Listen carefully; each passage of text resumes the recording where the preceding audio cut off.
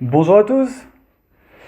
Alors vous vous demandez peut-être pourquoi je suis passé d'une carrière en gestion de projet de construction de bâtiments professionnels à la formation.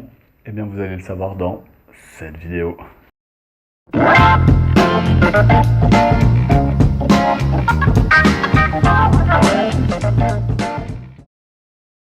De formation ingénieur généraliste, j'ai donc intégré et effectué ma carrière dans une société de construction pendant près de 15 ans.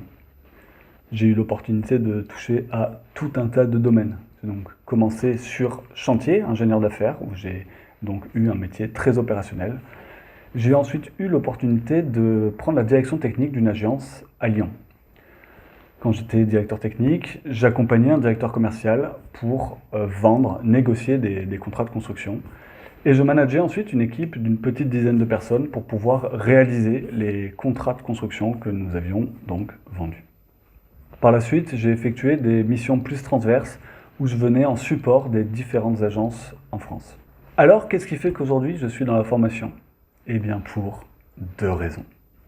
La première, c'est que j'ai remarqué que je n'avais pas fait cette jolie carrière parce que j'étais un super technicien dans mon job, mais avant tout parce que j'étais un bon communicant. Savoir s'exprimer, rendre des services, être à l'écoute, tuer les conflits dans l'œuf. J'ai pas eu un seul conflit armé pendant 15 ans. Eh ben, ce sont des compétences que j'ai identifiées comme étant juste indispensables pour un chef de projet et donc pour n'importe quel métier. Alors bien sûr, il faut des connaissances techniques, mais j'ai remarqué que j'étais bien moins technique que bon nombre d'autres collègues, voire même moins technique que certains ingénieurs que j'avais pu embaucher lorsque j'étais manager.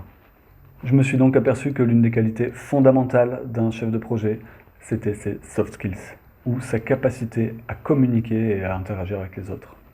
Deuxièmement, je remarque autour de moi que malgré un nombre important de formations suivies sur la gestion de soi, sur la communication interpersonnelle, il y a un paquet de gens qui ont des difficultés dans leur communication et à qui ça pose problème dans leur quotidien professionnel. Non pas que les formations ne soient pas efficaces ou ne remplissent pas leurs objectifs, le truc c'est que quand on parle de communication, de gestion de soi, eh bien c'est vraiment quelque chose qui doit être intégré dans les tripes. Ça ne doit pas juste être l'absorption d'heures et d'heures de formation théorique sur la communication. Une ou deux méthodes toutes simples, une ou deux astuces, si on les intègre bien, eh bien ça peut transformer votre quotidien professionnel. Et c'est ça que je veux apporter tous les jours à mes apprenants. Mon ambition, c'est donc de pouvoir partager mon expérience, non pas au travers de formations hyper théoriques, ça vous l'avez bien compris, mais au contraire au travers de formations pragmatiques, vraiment applicables, que l'on puisse en retirer quelque chose applicable dès le lendemain. Mais aussi pouvoir donner confiance aux gens dans leur poste, dans leur métier, et ce, quelle que soit leur personnalité et leurs compétences. Il n'y a pas besoin d'être un leader hyper technique ou hyper charismatique pour pouvoir réussir.